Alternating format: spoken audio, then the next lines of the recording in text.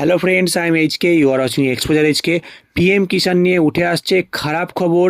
PM কিষাণে এতদিন যত টাকা আপনারা পেয়েছেন, যত কিস্তির টাকা পেয়েছেন, সমস্ত টাকা সরকারকে ফেরত দিয়ে দিতে হবে, এরকমই নোটিশ চলে আসছে বাড়ি বাড়ি।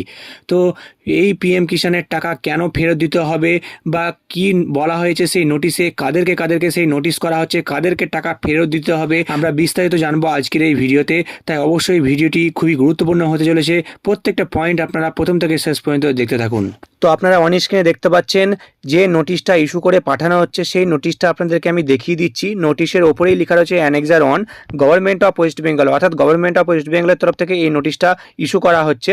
এবং তারপরে দেখতে পাচ্ছেন লেখা রয়েছে office of the assistant director of agriculture, Ratua 1 block, Ratua, Malda. তো যে ব্যক্তিকে এই নোটিশটা পাঠানো হয়েছে তিনি মালদার রাতুয়া ব্লকের বাসিন্দা রয়েছেন, তাই জন্য কিন্তু মালদার রাতুয়া ব্লক থেকে এই নোটিশটা তাকে পাঠানো হয়েছে। তো যে ব্যক্তিকে পাঠানো হবে সেই ব্যক্তি যে ব্লকের আন্ডারে রয়েছেন সেই ব্লক থেকে কিন্তু এই নোটিশটা পাঠানো হবে। যেহেতু ইনি মালদার রাতুয়া ব্লকের অন্তর্গত, তাই জন্য কিন্তু এটা মালদার রাতুয়া ব্লক থেকে পাঠানো হচ্ছে। আপনার যে ব্লক থাকবে সেই ব্লকের নাম কিন্তু এখানে লেখা থাকবে। তো দেখুন, এরপরে ডেট লেখা রয়েছে 17/6/2026, অর্থাৎ 2026-এর 17/6/2026 তারিখে কিন্তু এই নোটিশটা ইস্যু করা হয়েছে। এবং তারপরে বাঁ দিকে দেখতে পাচ্ছেন লেখা রয়েছে মেমো নাম্বার, এখানে একটা নাম্বার দেওয়া রয়েছে, তারপরে এখানে 2 লেখা রয়েছে, তারপরে যাকে পাঠানো হয়েছে তার নামটা এখানে কিন্তু দেওয়া রয়েছে, আমি প্রাইভেসির কারণে ঢেকে রেখেছি। এরপরে তার এখানে অ্যাড্রেসটা লেখা রয়েছে। এরপরে আপনার নিচের দিকে দেখতে পাচ্ছেন এই নোটিশের সাবজেক্ট যেটা লেখা রয়েছে যে refund of fund under PM Kisan regarding, অর্থাৎ পিএম কিষাণ প্রকল্পের টাকা ফেরতের জন্য কিন্তু এই নোটিশটা ইস্যু করা হয়েছে এবং এটাই কিন্তু সাবজেক্টে লেখা রয়েছে। এরপরে আপনারা দেখতে পাচ্ছেন এখানে লেখা রয়েছে sir or madam, this is to inform you that you have been marked as ineligible farmer or income tax pay farmer or wrong account beneficiary under PM Kisan as per following details. অর্থাৎ এখানে যেটা বলা হচ্ছে, যাকে পাঠানো হয়েছে তো তিনি হতে পারে যে ইনএলিজিবল ফার্মার, অর্থাৎ হতে পারে যে তিনি অযোগ্য রয়েছেন, কিংবা ইনকাম ট্যাক্স পেই ফার্মার, অর্থাৎ হতে পারে যে তিনি ইনকাম ট্যাক্স দিচ্ছেন, কিংবা হতে পারে যে ভুল অ্যাকাউন্টে টাকা পাঠানো হয়েছে, তার টাকা পাওয়ার যোগ্য হয়তো ছিলেন না, অর্থাৎ তিনি টাকা পাওয়ার হয়তো তার কথা ছিল না, তবুও কিন্তু টাকা পেয়েছেন, ভুল নাম্বারে যেহেতু পাঠানো হয়েছে তাই জন্যে। তো এই সমস্ত কারণের জন্য তাকে কিন্তু টাকা ফেরত দিতে হবে, এমনটা কিন্তু এখানে লেখা রয়েছে। তো এরপরে দেখতে পাচ্ছেন নিচে লেখা রয়েছে ডেট অফ ইনএলিজিবিলিটি, অর্থাৎ এখানে যেটা ডেটটা লেখা রয়েছে যে এই 17/6/2026 তারিখে কিন্তু তিনি অযোগ্য, সেটা কিন্তু ধরা পড়ে। তারপরে দেখুন 2 নম্বরে লেখা রয়েছে যে রিজন অফ ইনএলিজিবিলিটি, অর্থাৎ তিনি অযোগ্য তার কারণ এখানে দেওয়া রয়েছে। এরপরে দেখুন লেখা রয়েছে head of the family already receives the benefit of the scheme, অর্থাৎ এই ব্যক্তির হেড অফ দ্য ফ্যামিলি যিনি রয়েছেন, পরিবারের প্রধান যিনি রয়েছেন, তিনি কিন্তু অলরেডি এই পিএম কিষাণের টাকা পাচ্ছিলেন। তা সত্ত্বেও কিন্তু এই ব্যক্তি আবারও এই পিএম কিষাণের জন্য অ্যাপ্লাই করেছিলেন এবং তিনিও কিন্তু পিএম কিষাণের টাকা পাচ্ছিলেন। তাই জন্য তিনি এই ইনএলিজিবল ফার্মার, অর্থাৎ অযোগ্যের আন্ডারে কিন্তু পড়ে যাচ্ছেন এবং তাই জন্য তাকে টাকা ফেরত দিতে হবে, এমনটা কিন্তু এখানে লেখা রয়েছে।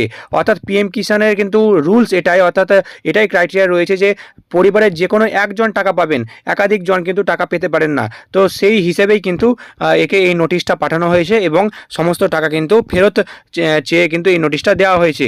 দেখুন এটাই কিন্তু লেখা রয়েছে এরপরে যে as per above details you are hereby requested to refund a total amount of ₹32,000 for 16 numbers of instalment at the rate 2,000 per installment credited to your bank account through fund transfer from your bank account to government bank account as mentioned below within 7 days from receipt of this letter। অর্থাৎ এখানে যেটা বলা হচ্ছে যে total তাকে 32,000 টাকা ফেরত দিতে হবে, অর্থাৎ তিনি টোটাল 16টা ইনস্টলমেন্ট, 16টা কিস্তির টাকা পেয়েছিলেন 2,000 টাকা করে এবং টোটাল হচ্ছে 32,000। তো 32,000 টাকা তাকে কিন্তু পাঠিয়ে দিতে হবে সরকারের ব্যাংক অ্যাকাউন্টে এবং সেটাও বলা হচ্ছে যে 7 দিনের মধ্যেই ফেরত দিতে হবে। অর্থাৎ এই নোটিশটা তার কাছে যখন পৌঁছানো হবে, যখন পৌঁছে যাবে, তারপরে 7 দিনের মধ্যেই কিন্তু এই টাকাটা, সম্পূর্ণ টাকাটা কিন্তু তাকে পাঠিয়ে দিতে হবে সরকারের ব্যাংক অ্যাকাউন্টে। এরপরে দেখুন এখানে সরকারের ব্যাংক অ্যাকাউন্টে কিন্তু ডিটেলস দেওয়া রয়েছে, name of the bank state bank of India, তারপরে ব্যাংকের ব্রাঞ্চের নাম এখানে লেখা রয়েছে এবং এখানে অ্যাড্রেসটাও দেওয়া রয়েছে, তারপরে সেই ব্যাংক অ্যাকাউন্টের নাম্বারটাও দেওয়া রয়েছে, তারপরে আইএফএসসি কোড দেওয়া রয়েছে, তারপরে ব্যাংক অ্যাকাউন্ট যে নামে রয়েছে সেই নামটাও এখানে কিন্তু দেওয়া রয়েছে। তো এই ব্যাংক অ্যাকাউন্টে কিন্তু তাকে সম্পূর্ণ টাকাটা পাঠিয়ে দিতে হবে।